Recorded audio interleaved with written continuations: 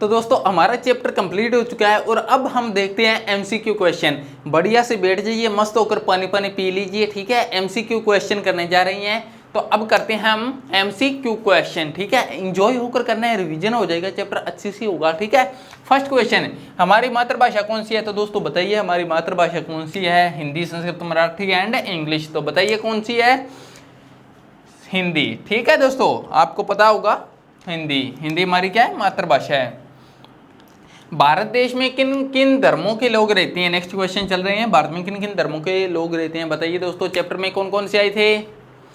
हिंदू, सिख, मुस्लिम या उपरोक्त सभी? बताओ। भारत के अंदर हिंदू तो है ही, आपको पता है, हिंदू है, इसका मतलब सही है। सिख है, मुस्लिम है, इसका मतलब क्या हो गया? उपरोक्त सभी, सही हो गया, ठीक है आंसर।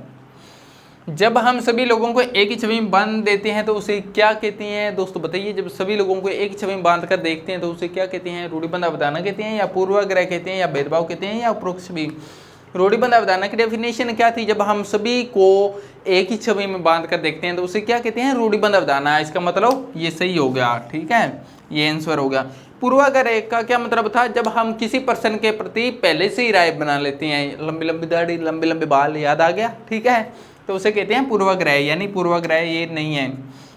भेदभाव किसे कहते हैं? जब रूढ़िबद्ध अवधारणा या पूर्वाग्रह है कि आचरण के ऊपर जब अपन किसी से व्यवहार करते हैं तो उसे क्या कहते हैं? भेदभाव कहते हैं। उपरोक्त सभी इसका मतलब नहीं है, ये सही है, ठीक है।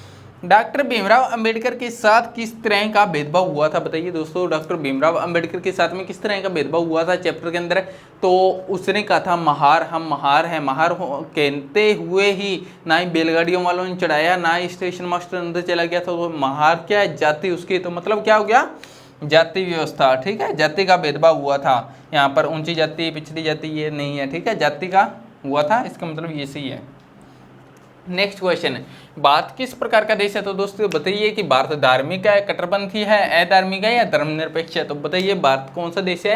तो लास्ट के अंदर हमने क्या पढ़ा था? भारत कौन सा देश है? धर्मनिरपेक्ष, यानी सेक्युलरिज्म। भारत सभी धर्मों का स्वीकार करता है, यानी धर्मनिरपेक्ष किसे कहते हैं? जिसके अंदर सभी धर्मों को माना जाता है, सभी धर्मों का सम्मान किया जाता है, उसे धर्मनिरपेक्ष कंट्री कहते हैं, ठीक है दोस्तों।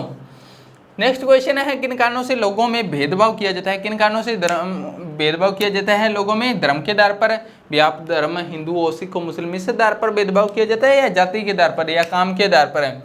तो हमने देखा था धर्म के आधार पर भी भेदभाव किया जाता है, जाति के आधार पर भी किया जाता है, जैसे डॉक्टर भीमराव अम्बेडकर के साथ में वो काम के आधार पर भी किया जाता है, जैसे बाल काटना या नीचे सफाई करने वाला काम हो गया, उपरोक्त सभी। इसका मतलब क्या हो गया आंसर? सभी, ठीक है।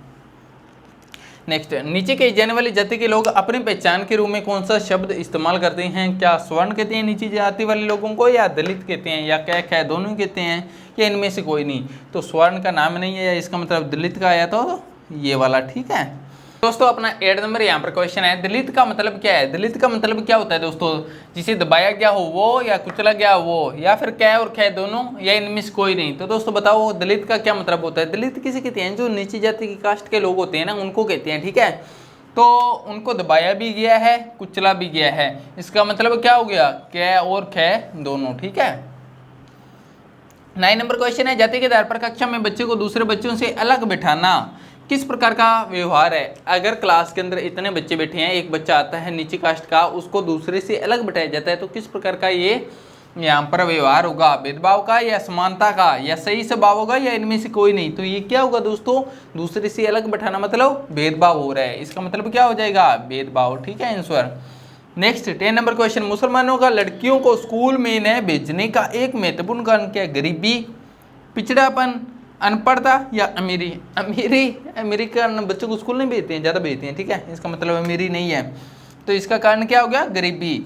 तो गरीब होने के कारण वो स्कूल के अंदर नहीं भेजते हैं, ठीक है। 10 नंबर क्वेश्चन का आंसर। 11, दलितों को सरकार द्वारा कौन से वर्ग में रखा गया है? तो दलितों को सरकार के अंदर सरकार ने कौन से वर्ग में रखा है? हर एक वर्ग को अलग अलग वर्गों में रखा है। जैसे जो ब्राह्मण होंगे उनको स्वर्ण है, यानी जो ऊंची जाति के लोग हैं उनको किस में रख दिया है? जर्नल में, फिर थोड़े नीचे ओबीसी में, फिर थोड़े नीचे एससी में, फिर एसटी में, इस तरह से रखा है। तो दलितों को सरकार ने किस वर्ग में रखा है? सामान्य वर्ग में, अनुसूचित में, पिछड़ा वर्ग में, या अनुसूचित जनजाति में, ठीक है। अनुसूचित जनजाति का मतलब क्या हो गया? एसटी वर्ग। ये क्या हो गया, अनुसूचित जाति SC। तो अब आप मुझे बताओ दलितों ने सरकार को कौन से वर्ग में रखा है, तो अनुसूचित जाति, याद रखना ठीक है दोस्तों। जो दलित होते हैं उनको कौन से में रखा है, अनुसूचित जाति में। फिर आता है यहाँ पर सामान्य का मतलब हो गया जर्नल, ठीक है, और इसका हो गया OBC। नेक्स्ट क्वेश्चन है, वे कौन से काम है जिन्हें समाज में कम महत्वपूर्ण माना जाता है। काम के आधार पर भी भेदभाव होता है, काम को भी अलग अलग डिवाइड किया है। जो ऊंचे काम करते हैं जैसे सुनार के हो गया, पढ़ाना हो गया, उनको अच्छे काम माना जाता है। तो जैसे कौन से काम को नीचा माना है, सफाई करने को या कपड़े धोने को या बाल काटना या उपरोक्त सभी। तो आपको पता है इसको भी नीचा माना है, इसको भी नीचा, इसको भी नीचा, इसका मतलब क्या होगा, ये सही होगा, ठीक है।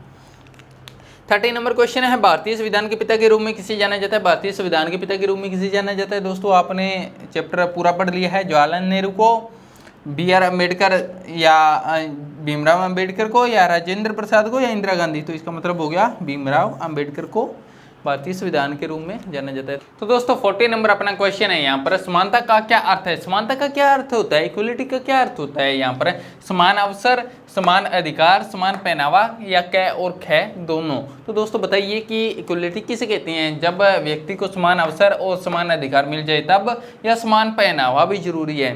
तो इसका आंसर क्या हो सकता है यहाँ पर, ये तो सही है, समान अवसर भी होना चाहिए, समान अधिकार भी होना चाहिए, ये नहीं है, ठीक है। तो इसका मतलब क्या हो गया, क्या और ख दोनों।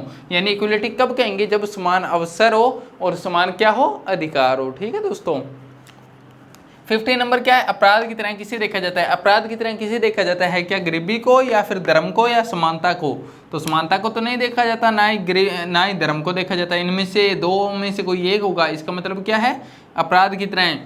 तो गरीबी तो ज़्यादातर है ही, तो असंपरिशता को क्या किया जाता है, अपराध की तरह देखा जाता है, ठीक है। इसका आंसर असंपरिशता। 60 नंबर है, संविधान के अनुसार लोगों को किस चीज़ की आज़ादी होनी चाहिए। लोगों को किस चीज़ की आज़ादी होनी चाहिए, भाषा बोलने की या त्यौहार बनाने की या धर्म अपनाने की या उपरोक्त सभी। तो भाई कोई भी लोग है कंट्री में तभी रहेगा जब उसको आज़ादी दी जाए, ठीक है।